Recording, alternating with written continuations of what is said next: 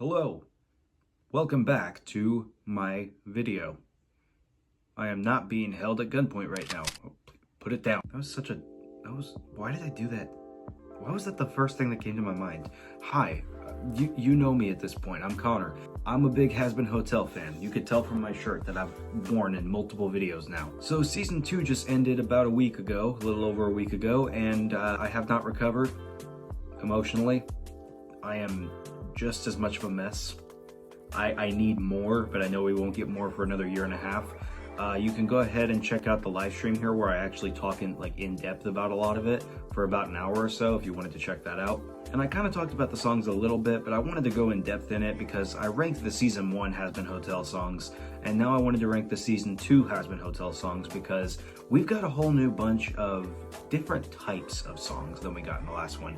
Last season felt a lot more show tune-esque, where it felt like it was a lot more musical, whereas this one has like multiple different genres. We got some rock, we got some punk rock, we got some jazz, we got a little bit of everything. So we're gonna go ahead and take a look at each individual song, and we're going to say who sings them, what the song is actually about, and how important it is to the story in general. That one will be the main criteria for how I rank them. Also, if it's just like a banger, it's gonna get some extra points because it's a banger. We'll get to that whenever we get to that, but before we get started, be sure to like and subscribe and all that. I appreciate you watching this video. If you're not watching this video, that's not possible because you're watching this video right now. I gave you something to think about to distract you while I talk. Anyway, let's go ahead and get on into the ranking. I don't want to waste any more time. I am really excited about this because there are some songs I really want to talk about and other songs that I want to talk about, but not for the same reason. Starting off strong, we've got the first song that was released before any song, actually, I believe, that released before the season came out. The first song would be Hazbin Guarantee Trust Us. This is a song that has Charlie, Vaggie, and the hotel guests like Husk, Cherry, Angel, and kind of Baxter a little bit, and also the V's in Vox, Valentino, and Velvet, with some ensemble here and there. This entire song is like the opener. This is the Happy Day in Hell for season 2. This is the song where they introduce the main conflict right away. We got the Hazbin Hotel itself, the brand new rebuilt Hazbin Hotel, talking about how they are trying to redeem sinners and how their mission continues even after everything that happened in season 1. And then you got the V's at V Tower manipulating people and getting them to come in there so they can exploit them and squeeze every last drop out of them until they're useless to them whenever they throw them back on the street. This is a really good contrast that also sets up the general conflict of the story. We can tell from the first song that it's going to be Charlie and the hotel versus the V's, specifically Vox, because he takes control more than Val and Velvet in pretty much every song, including this one. The melodies are really strong. The lines are pretty strong for the most part. I really like how they didn't shy away from Pensius dying. They definitely referenced that a time or two in this, and we'll get to Pensius here in a bit, but I'm really glad that they started with that so that we knew that they weren't going to just overlook it. So I would say that this ranks pretty high. It sets up the main conflict of the story. It highlights Vox and his upcoming rise and the contrast between the hotel and the V's. I think it's really great. So for that reason, the first song is going to be in S tier, which is Hellfire Hits. Oh yeah, by the way, I got 4 tiers for this. I got S tier, which is Hellfire Hits, A tier, which is Demonic Delights, B tier, which is Sinful Sidestep, and C tier, which is Minor Misfire. So Hellfire Hits is like, this is a perfect song. It does exactly what it needs to do. It's great. Demonic Delights is like a song where it's good, it's not as essential, or it's not as catchy as the other songs. Sinful Sidestep at B tier is basically just, you know, it's fine. It sounds good sonically. It sounds good musically. It sounds fine. It's got a little bit of importance, but it's not like essential. Like you know, if you cut it out, it wouldn't hurt the story too much, but it would feel like something was missing. And then you got Minor Misfire, which is a song that just like doesn't need to be in the story, or it just doesn't sound good, or it's not catchy, or it's just plain annoying. between. Not a lot of songs fall into that, but there are a couple. That is how I will be ranking these. So Hazbin Guaranteed, Trust Us is in Hellfire Hits, S tier. Next up, we've got the villain song from the V's we've been wanting for a while, Once We Get Up There. Now this is a great song. It's got Vox, Valentino, and Velvet. It's Vox singing about how he wants to take over heaven. We never actually figure out how he plans to take over heaven. Like, does he just like get a really big ladder and just climb up there, or I don't know what he planned to, how he planned to do it, which Val actually questioned him on it, and he was just like, semantics, Val. It's like, no, it's a pretty solid question. But anyway, the song is great. The song is very good. Basically, Vox is trying to convince Velvet and Valentino, like, hey, I have a plan to take over heaven where we, the three of us, can become gods, where we can be ruling heaven and hell. Think about everything that you want to do. You can do it. And he eventually convinces Velvet, because she's like, you know, I can tear off angels' wings and turn them into dresses and, you know, rule the fashion up there. And Val, of course, being the piece of garbage he is like, hey, I have more people I can make my sexual victims, which, love that, Val. That's great. Charlie said that she believes anybody could be redeemed. Val's a tough one. Let's just say that. This has pretty high importance. This is like the villain I want song. It reminds me a lot of Be Prepared, where the lead character has to convince the other ones, the lead villain has to convince the other ones about the plan and like why they should be on board with it. I think it ends with a shot that looks a lot like Be Prepared from Lion King. Check, put a picture up here, right here. Put a picture up right here. I think this might be, I think that it's pretty similar. I think it's pretty high importance.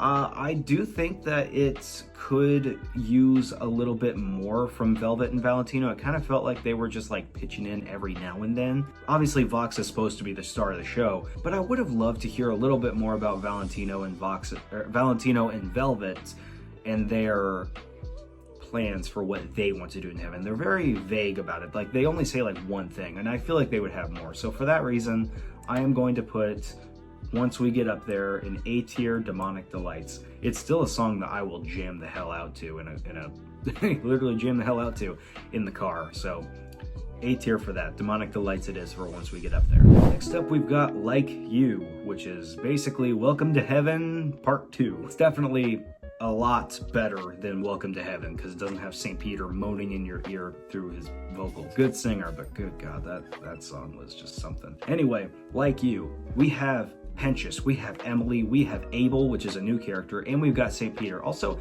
it took me a while within the season to realize that Abel was played by Patrick Stump, lead singer of Fall Out Boy, and he nailed it, both vocally and sonically. Oh my God, he did amazing. He should be voice acting more often. He did great. Anyway, so the whole thing about this is Penchus is now redeemed in heaven, and heaven is now accepting that he didn't force his way in, he was redeemed. And now it's up to Emily, St. Peter, and Abel, who is historically Adam's son, to make Penchus feel welcome, say everything that's great about heaven. You know, we got puppies, we got rainbows, we got sprinkles, we got slushies, we got all of this. They have a thing for pangolins, which I'm gonna guess is something to do with Vizzy-Pop and her love for pangolins. They're cute, but definitely was a bit out of place. They are basically just trying to be like, Penchus, look at how great heaven is. And Penchus is like, yeah, that's great. I miss my friends in hell. I want to go back. I don't want to be here. This is great and all, but like, I want to go back to my friends in hell. I would rather be with them than be alone and isolated up here. And the whole thing about Like You is, it's literally them saying, nobody is like you, Penchus. Nobody's ever been redeemed from hell. You're the first one ever, which is supposed to make him feel unique and original, but it actually makes him feel isolated and alone, which I really like. However, while the pros are, you know, it's got good melody, a couple of emotional moments, Penchus does really good with his like belting. I don't know, it's got some medium energy. It lacks the full like punch that the other songs have, and doesn't have as much energy until like the end, but even then, it's really just not connecting with me on the same level as some of these other songs. It focuses more on Penchus and his feeling of isolation in heaven, which is a good story point. I'm glad he's not just like happy in paradise, because that would be, I mean, I want that for him, but obviously there wouldn't be much of a story on Penchas's end if he didn't have a conflict while in heaven. But Like You is it's just... I'm between B tier and C tier, but just to be nice, because I love Emily and I love Penchas and I love Abel, and St. Peter was there. I love how even in season 2, like in like the second episode, they're just like, shut up, Peter. You are so annoying. I love that. But yeah, I think I'll be nice and I'll put Like You in B tier, Sinful Sidestep. It's fine. It's not completely essential, but for Penchas's character, it's pretty essential. So I'll give it that. And, you know, I'll jam out to it every once in a while, but I'm definitely listening for Penchas and his parts because, yeah, that's way better. Up next, we've got everyone's favorite song for a while for some reason, Sarah's Confession. I don't get the hype, okay? Don't get me wrong. Great song. What are their names? Oh god, I'm gonna butcher this. Patina Miller and Liz Calloway. Oh, that wasn't that bad. Patina Miller and Liz Calloway. They absolutely nailed their vocals. Beautiful vocals, beautiful song. It sounds amazing.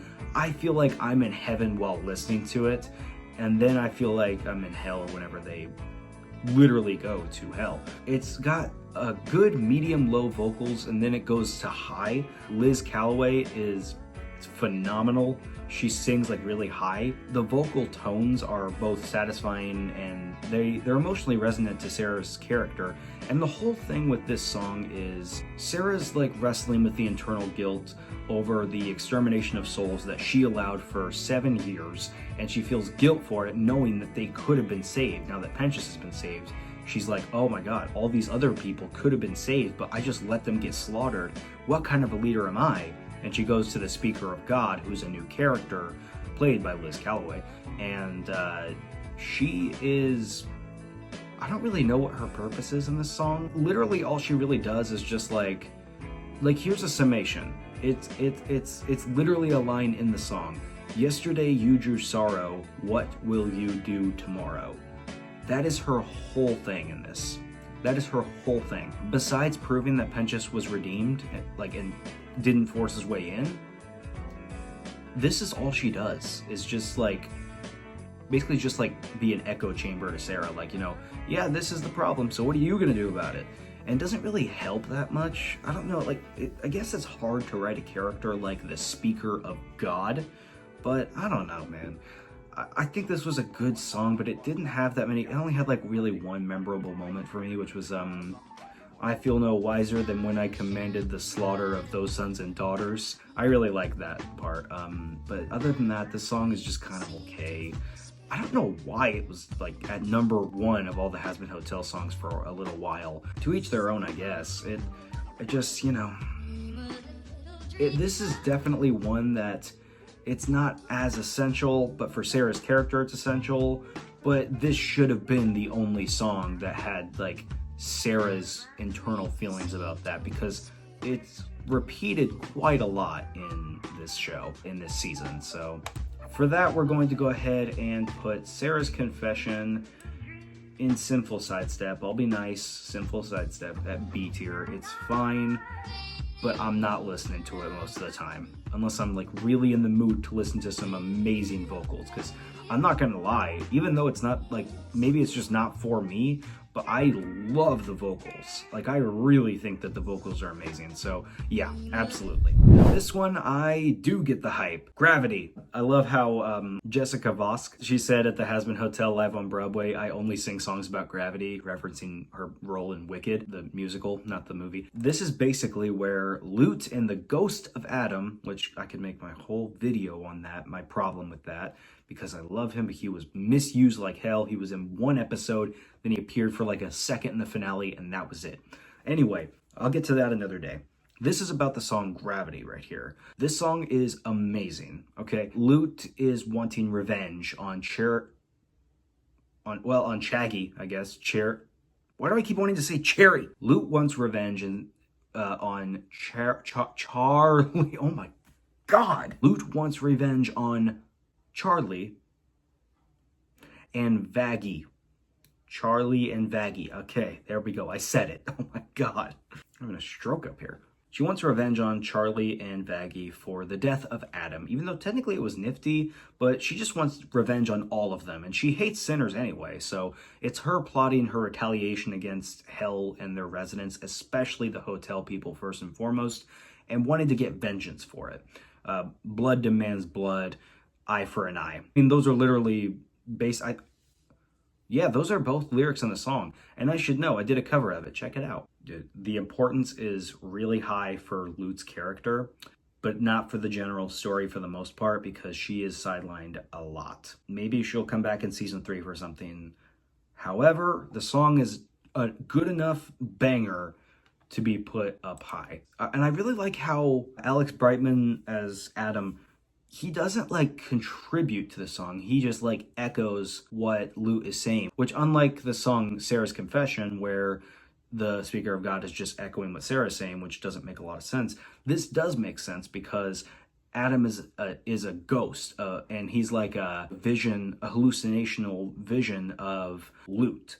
So it makes sense for him to not like actually contribute as much as just be an echo chamber of like, yeah, get your hands wet, you know, like, you know, he's just like echoing what she's saying, which is, I mean, it's pretty much perfect. So for that, I am putting Gravity in S tier. I completely get the hype with this one, and I understand why everyone loves it so much. I had it on repeat when it first released, like constantly. So much so that I did a cover of it. This I was not freaking expecting. Piss, a love song. Piss, parentheses, a love song, and parentheses. Why did it have to be called this? That's such a stupid title for one of the best songs in this entire show. Hands down, season 1 and 2, I don't care. It's perfect, okay? This song is amazing. I'm starting it by putting Piss, a love song in S tier Hellfire Hits, 100%. Okay, let's talk about it. The characters involve Penchus, Cherry Bomb, and the Egg Boys. So Alex Brightman, Christina Alabato, and Blake Roman as the Egg Boys. This is an energetic, chaotic, and hilarious song that keeps the narrative's relevance and keeps within Cherry and Penchus's characters of them longing for each other. It's got strong vocal performances with really, really good melodies and a good punk rock background. It's got some humor and some memorable and standout moments. Then again, admittedly, guilty as charged, I am just a huge lover of punk rock songs. I love punk rock, so this got some bonus points automatically for me. But also, this is the summary of this song would be like, this is a punk rock duet between Penchus and Cherry, and they're longing for the chaos or each other. They were enemies in hell, but they enjoyed their time of tormenting each other. And Cherry is singing from hell, Penchus is singing from heaven, and they're both like, you know, I want to be with you in either realm so we can keep fighting. I miss the blood, I miss the fights, which I can totally relate to, like missing the toxicity. Regardless, this is a very important song for Cherry and Penchus. Maybe not for the overall story, but I don't care. This song sounds so good that it could be about literally the furthest thing from the show, and it would still be an S tier for me. This song is so good. It's perfect for me. It's perfect. It might be my favorite song on the album. Oh no. Speed Run to Redemption. Yay. All right, let's talk about this one. Arguably the weakest song in the series, honestly. Maybe not the series, but definitely in season 2, possibly the series. It's got Charlie, Angel, Vox, and Velvet. Whenever Vox and Velvet come to the hotel, Charlie is desperate to prove to the two media overlords that redemption is possible after Emily comes down and tells her that Penchus was redeemed. The V's come over except for Val. They come over to the hotel and they are like, hey, show us and we're gonna broadcast it, do an interview, blah, blah, blah. And Charlie is so desperate that she intentionally puts Angel Dust in danger, and she also just tries multiple different like high pressure situations of trying to get Angel redeemed, forcing him to be redeemed, even though he didn't really want to at first. He was like, I don't want to do this. But even Husk was like, come on, she's not gonna let up, might as well. And he's like, all right, fine. This song is I definitely get why the creator said that Charlie was going to do some stuff that the audience wouldn't like, because she was insufferable in this song. I love Erica Henningsen. I love her. Charlie is an amazing character. Her motives are great. Story is great. Songs are great. Vocally, it's great. Nothing wrong with Erica Henningsen or even the character of Charlie, but this song is just Charlie being so insufferable and missing the point of Pentious' redemption. Eventually, she gets to the point where she's like, oh, maybe it's a thing of self-sacrifice. If you give your life for someone else with the right mindset, then you'll be able to get redeemed. And it obviously doesn't work, and she literally puts Angel and Husk in harm's way by, like, you know, the train. Just kidding, that was diabolical Danny Doobad. You were fooled. It wasn't actually Charlie, you idiots. What are you talking about? That's the main villain of Hazbin Hotel Season 2. Look, this has got some fine moments or whatever. It's got some fine melodies. The energy is there, I guess. But man, if I don't put this as C tier, I don't know what's going to C tier. Speed Bumper to Redemption is a minor misfire at C tier. I never really listened to this song. Unless it like just comes on and I don't feel like skipping, but even then, man, even then. Don't you forget, you are my pet. Let's talk about Don't You Forget. Characters singing in this, Rosie and Alistair. Bombshell. We get some background on Alistair and his human life and how he died and how he knows Rosie because he did a demonic thing with a pentagram in his house where he had a bunch of dead bodies and used the blood of the dead bodies to summon Rosie and make a deal with her to be the most powerful overlord in exchange for something she wants, which I don't think we ever find out what it is.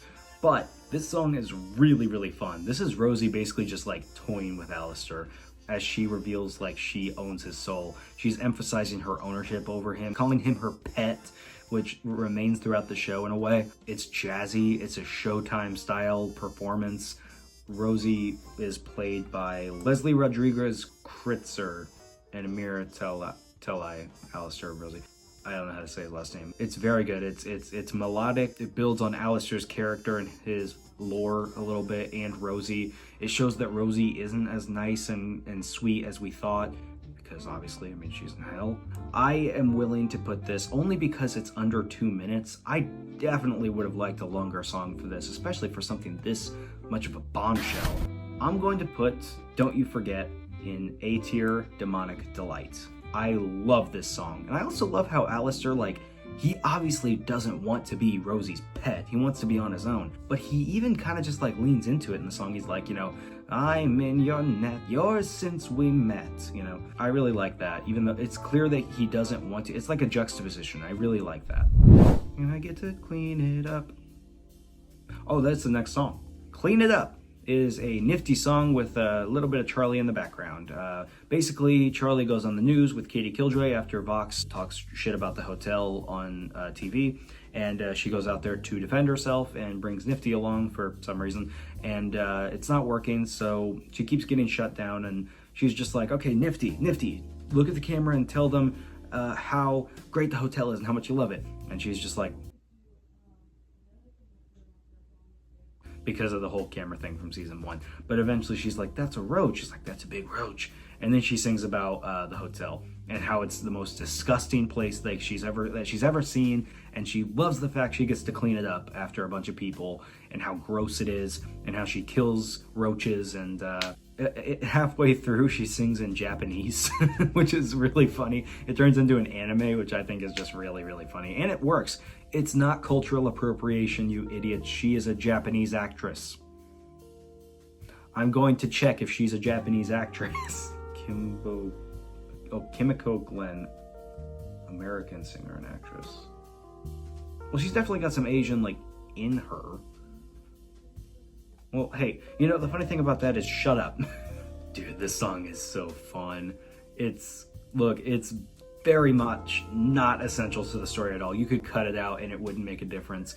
But it's about damn time Nifty got an actual proper song. She hasn't gotten to sing, and it's perfect. Because Kimiko Glenn, I believe, is, I believe she's a Broadway actress. So, yeah, it's fun and quirky. You know, it's not that essential, but it's super funny. It's really lighthearted and fun, and, you know, it's not pivotal to this show or whatever, but dude, I have so much fun with it. But for the fact that it's not that essential, I will put it in B tier, in Sinful Sidestep. I love Clean It Up. You know what? No. I'm putting it in A tier, Demonic Delight. I love this song. It's so fun. Yeah, it's not that essential, but dude, it's so fun to listen to. It's super high paced and really fast and energetic. You know, it gives you a boost, you know, whenever you listen to it. And speaking of having a boost and keeping your energy up, W Energy. Let's talk about them. If you're powering through a long day, recording content, going to the gym, or you just need a boost to keep yourself sharp, might I recommend W Energy. I need to put some like effects up here, some really high quality effects. Look at how high quality that is. You might be thinking, but Connor, I already drink this energy drink or that energy drink that I'm not going to put up there because I don't know if I'm allowed to.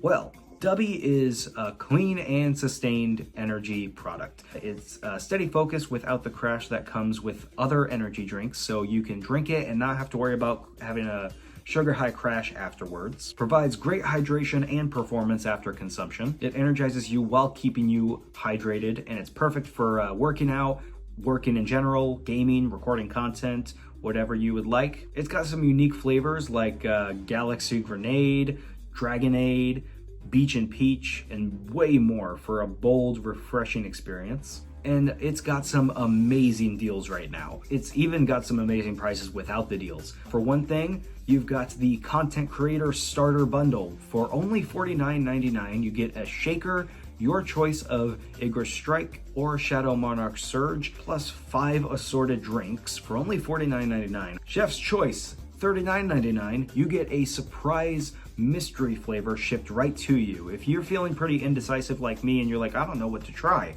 for $39.99, they'll ship you one right to your door. That's a complete mystery. How fun. And the best one, and my personal favorites, the Starter Sampler 3-pack. You remember how I just mentioned Galaxy Grenade, Dragonade, and Beach and Peach? Well, those are all 3 in the same one.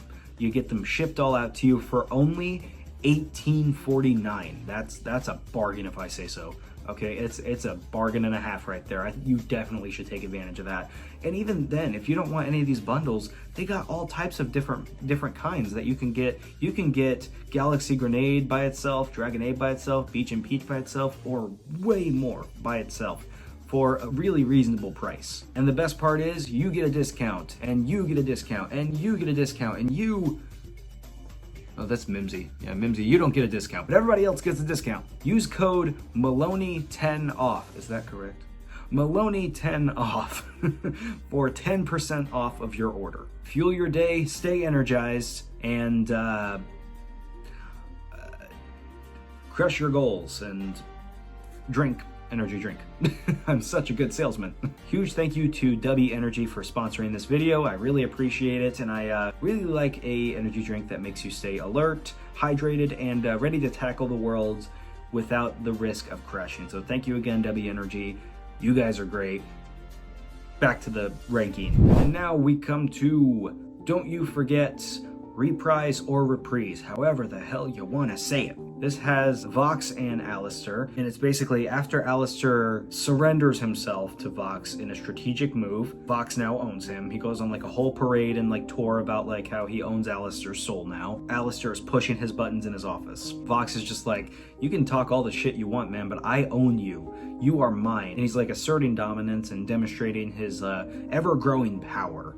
And it is very essential to the story because this ends up becoming a crucial plot point in the finale, and we end up finding out why Alistair surrendered himself so easily to Vox. This song is really, really good, man. It revisits some motifs, and it's a rendition of Don't You Forget with Rosie and Alistair, which perfectly fits the situation. I hate it whenever there's a reprise of something and it has nothing to do with what the original song was about, whereas this, it's Rosie's ownership and Vox's ownership exclusively of Alistair. It's got some amazing melodies, and it's really strong vocally, and I really love how they reference Stay Gone, and I really liked how Vox just went straight like psycho in the end, and Val was just like, oh, you should just fuck already. It's a really funny ending. So I will happily put Don't You Forget, Reprise, whatever the hell you call it, and put it in Hellfire Hits at S tier. This is such a good song. Then we got Bad With Us, which has started to grow on me a little bit, I will admit. It's got Vox, Velvet, and Valentino, and it's also got the like an ensemble of people. It's basically Vox doing a victory lap. This is what this song is. It's him doing a victory lap after owning Alistair and like him getting the people of hell on his side, saying like, I took down Alistair, you guys should follow me, I'm powerful. It's more of a bragging, celebratory moment between Vox and the people of hell. It's not very story driven. You could easily cut this out and it does absolutely nothing. Like this song doesn't do really anything for the story, but it's very, very fun. And I enjoy singing as Vox in this. At one point he just like does like 3 different accents. Like he is talking about how Heaven has like really great clubs and venues where you can like party, and he's like all auto-tuned, and then he goes to this like cowboy western thing and he's like, hey prick and hatchet, best believe your gang fights are gonna be batshit, and he just like does that. And then after that, I guess there's a character named Maestro. I don't know about him, but I'm gonna guess he was like a maestro or something, and he's just like, oh maestro, and he's like, you know, being all opera, and it's really fun. And then I'd be lying if I said I didn't laugh every single time he just shakes the maracas and goes, Nicarina Camila. And Camila's like, what the? No. And at the end, Fox just goes, cha-cha-cha. And Velvet and Val were just like, stop it. No. I love that. It's so funny. But as much as fun as this song is, and as much as I have come around to liking it, I can't put it any higher than B tier, man. I'm sorry, but this is going in Sinful Sidestep. This has, it's got no real purpose, really. It's just fun. Whoever plays ZZ, I don't know who plays ZZ, but she did an amazing job. Then we get to a real punch. Vox Populi. Ooh. This has Vox, Lucifer, and the ensemble. And Lucifer criminally has a less than 1 minute verse. That's it. That's all he gets. And it's amazing. It's like a rock song, and it's really good. It's like a hard rock song. It's where Lucifer comes down and tries to intimidate Vox for how he's been treating Charlie, but Vox somehow knows that he can't harm sinners, so he's not fazed by this at all. He's like, you aren't scary to me, and he like rallies the people of hell and like proves that he can't do anything to him. He rallies the people of hell to the point where they're all just like, hey, we'll follow Vox literally through hell. We'll follow him. It's him gaining support for the V's, and it's a real turning point. I really like this. It's got some amazing melodies, it's got some great wordplay, and it's got one of the best verses Jeremy Jordan has done on Hazbin Hotel, even though he was criminally robbed. I'd be stupid not to put Vox Populi in Hellfire Hits. Whenever Vox sings with the ensemble and they go, Hail Vox Populi, the people's voice, it's just, it sounds so good. I would play it, but I don't want to get copyrighted, because anytime I play anything remotely having to do with Hazbin Hotel, they copyright the shit out of me. Now, comment down below how to say this one. I don't know how to say it. Is it Vox DEI or Vox DA? Vox DI? I don't know. This is basically after the angels come down and try to apologize to the people of hell for what they've done. And Vox is like, apologize? Fuck you. No, you killed a bunch of us, which he's a little right in a way, but he manipulates it to where he's like, you know, you angels had it out for us from the beginning, and you guys killed a bunch of us, smeared our blood, and now you want to come down and apologize with some goddamn gift baskets? That's what you want to do? He declares a holy war against the people of heaven and makes them retreat. He threatens the angels while ruling with an iron fist over the people of hell now, as he's completely got them on their side, on his side tyrannically. Man, this is just, he is unhinged in this.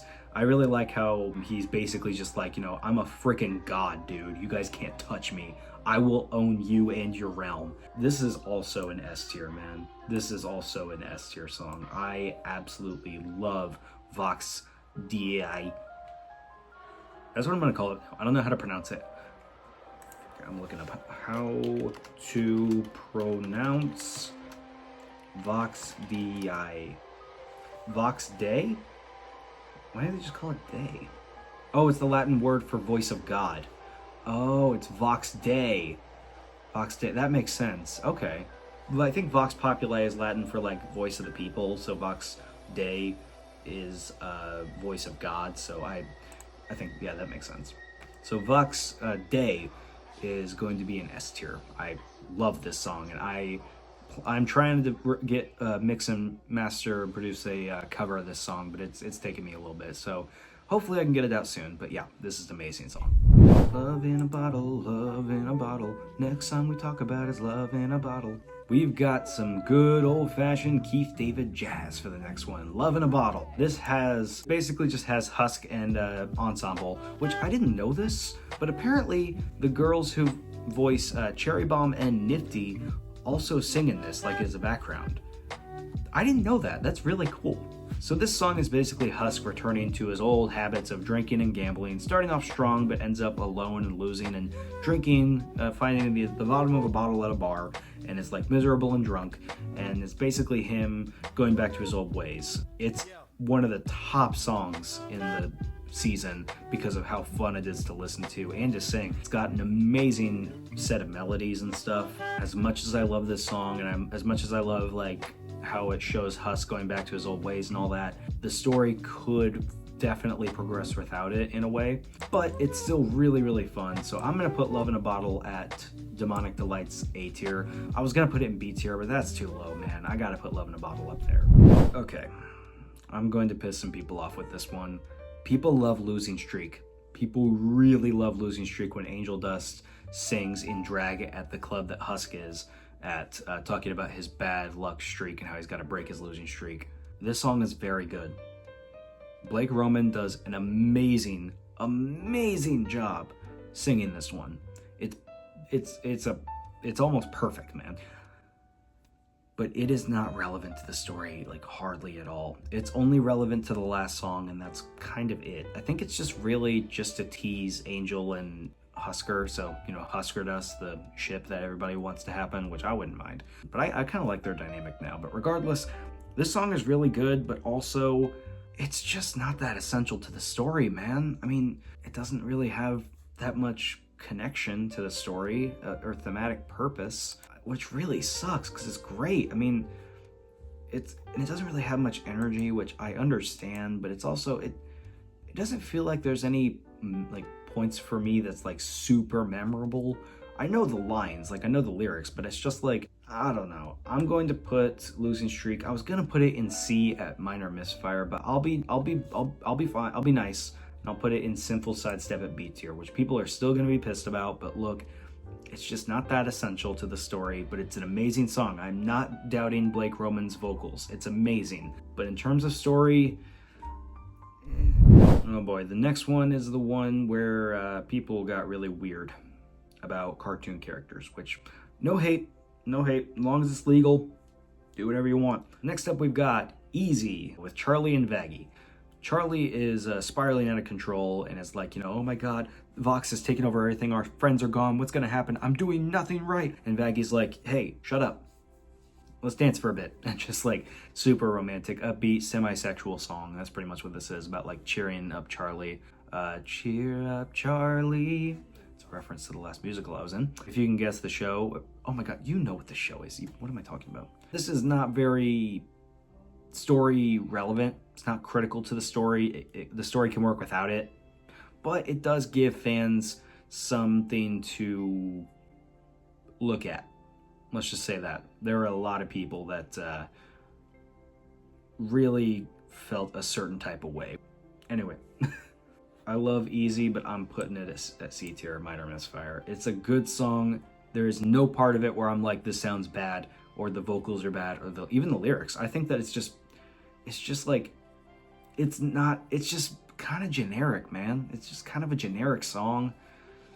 You know what? I'll be nice. I'll be nice, and I'll put it up at B tier at Sinful Sidestep. I'll put it up there. I'll put it at B tier because it's definitely better than Speedrun to Redemption. I can't put it on the same level as that. Now we get to the songs of the final 2 episodes. First up, we've got Brighter, Christian Borle, our favorite Broadway boy. It's hard to be the bod. So this is Vox, but also Vincent. This is Vox singing about whenever he was alive, he worked his way up to the top. And he started as a lowly weatherman and ended up killing his way, literally, to the top, owning a network, and basically having a cult of his own. Find out the reason he has a TV on his head in hell is because a TV fell on his head. And it was horrifying. It's basically him being like, you know, this is where I came from. This is where I started. And now I'm going to own everything. I'm going to be a god. This song absolutely slaps. I didn't really care for it at first either, like a lot of people. But I think that it's just like, it's got the energy, man. It's got the villain arc. This is what Once We Get Up There should have been, honestly. But with Vox and Velvet, of course. But, you know, different situations. This is definitely different than that. But Brighter is S tier, man. I love Brighter. It's such a good song. Then we go to Live to Live. Now, this has got Penchus and Sarah. Sarah finds out that Vox is planning a war against Heaven, as he literally says to her face. And she is very stressed out with all the people of Heaven coming up to her face and literally being like, hey, we need to do this. No, we need to do this. We need to do that. We need to do this. What do you think, Sarah? What should we do? Basically just like amplifying the speaker of God from Sarah's confession.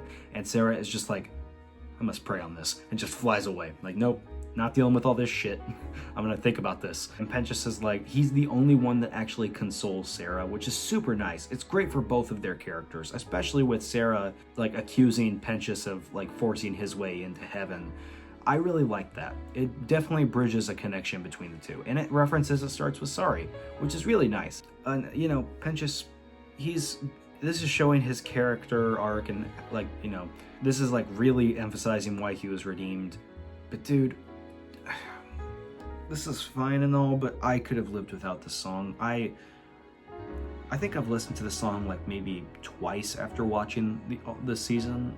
I just can't get behind it, man. I don't know if it's just something to do with Sarah and her character and me being like, you know, I just can't get involved with this character. But man, I'm sorry. I'm putting Live to Live in minor misfire at C. I'm sorry, but it's just not great. It's fine. It sounds good, but it sounds like any other song that Sarah is on in this, you know? Like Live to Live, Sarah's Confession, and the end of the next song we're going to talk about, When I Think About the Future, all just have the same damn vibe. They're the same thing. I don't need this many Sarah songs. I'm sorry, but I just don't. So I'm sorry, that one is going to be in C tier. I'm sorry. This one might just be my favorite if Piss is not my favorite, which I... This is a song with Charlie, Vaggie, Husk, Nifty, Jerry, Baxter, Vox, Alistair, Velvet, Valentino, Lucifer, Lute, Abel, and Sarah. This is basically Ready for This, but with everyone this time, where they're all rallying for what they plan to do basically in the next episode. It's basically setting up the season's climax, and it's like a battle song, like get ready for battle, and each individual one has their own, like the hotel has their own version, like their own type of song in this. Vox has his own little section where he continues to be like a deranged god. Velvet and Val have their own little side thing that's a bit slower and is like talking about how Vox is turning into an asshole. Then you got Lucifer, who has 4 lines total, which is criminal, and he's like, you know, how did I get in this box? Oh god, Charlie's gonna be mad about this, oh no. And then Lute and Abel, where Abel is nervous about it, but Lute is like, hey, this is our chance where we might be able to kill them. And Sarah, she sings about being nervous or something, which we've heard a million times at this point. It's like the 4th time we've heard it. I really don't care. But yeah, this song has some really high energy. I really, really like how they reference multiple songs in this. Like they reference Once We Get Up There, they reference Easy, Gravity, I think Don't You Forget a little bit is in there. But yeah, this song is really great. I was gonna put it in S tier, but now that I think about it, there are a couple things that drag it down. So I think that like Lute and Abel's part would have been a perfect part for Adam's ghost to come in and just like sing with Lute or something, like to the side or something. I don't know, but I'm just gonna put this in A tier, Demonic Delights, because it's good, it's fine, but it's not great compared to, it is great, but like there are some things holding it back, specifically Sarah. I don't know what it is. I can't get behind Sarah's character. And finally, Hear My Hope, Oh boy, is this a fun one. This one is basically the entire ensemble. It's got Emily, Charlie, Husk, Vaggie, Angel, Cherry, Baxter, Alistair, Rosie, Zestral, Carmilla, Vox, Abel, Ghost of Adam for a second, Velvet, Valentino, Nifty, and others. And I think maybe Lucifer might be involved. I don't know. He was underground, so I don't know if he was singing or not. This is the season finale song. This is where everybody comes together to work to try to destroy Vox's weapon that was about to take out all of them. They all work together and they destroy it. And it's a culmination of character arcs, motivations, and shows unity between the characters, even though they all have, it's cool to see, like, Rosie, the hotel staff, the V's, all these people, except for Vox, all of them coming in to, like, work with as a team on one specific goal, even though Vox is, like, in the background, like, no, don't do this. But yeah, it's a very good conclusion. I'm putting it at S tier. I love it. It's got the energy. Emily carries and bodies this song more than anybody else for sure. I'm putting that at S tier. It is a phenomenal ending to this season. And that's all I got. I'd like to talk about season 1 songs and season 2 songs all at once in the same video. That's gonna be a long ass video, so be prepared for that if I do it. But yeah, that's my official ranking. Most of them are in the S tier, so hopefully not as many people will get upset. But I know there's going to be some people who are like, Live to Live is the best song ever, or Piss, a love song, is not that good. Opinions are opinions, and do me a favor, if you do disagree with me, don't write a comment or anything. Make your own video. I want you to do this. I genuinely want you to do this, where you make an entire tier list of the, in fact, I'll post this in the description. I'll post a link to this tier list in the description, and I will personally watch it if you send it to me, or if you like comment a link or something. I will personally watch it myself if you do a ranking of these videos, because I want to see your guys' rankings. This is not the official, like, set in stone ranking of, like, these songs are good and these songs are not good. These are just what I think is just, like, essential or not essential. There is a little bit of objectivity in terms of, like, you know, how essential it is to the story or whatever, but it's also just a lot of it's personal preference. Like, Piss, a love song isn't actually that important to the story overall, but it's just an amazing song that I'll put in S tier. I just think that if you have an opinion on this, I want to know it, because I love Hazbin Hotel more than most media right now, more than most things right now, and I would love to see what other people think. And if any of you would like to do a collab, or or if you want to do a song cover from one of these songs or something, let me know, man. I'm obviously not a very big creator. I want to create and collaborate with people, so definitely let me know. I want to see your rankings. I want to work with you. I want to sing with you. I want to do all types of things with this Hazbin Hotel stuff. I really want to see where this goes. But yeah, that's all I got for this video. I hope you guys enjoyed it. Once again, thank you to W Energy for sponsoring, and I will see you guys in the next video, where I probably talk about Hazbin Hotel Season 2 again, or Shrek, or animation, or something, or some other. We'll see. Take it easy, everybody. Thank you so much for watching, and what's a good song to end it on? Don't you forget to subscribe. I hate myself too. Bye!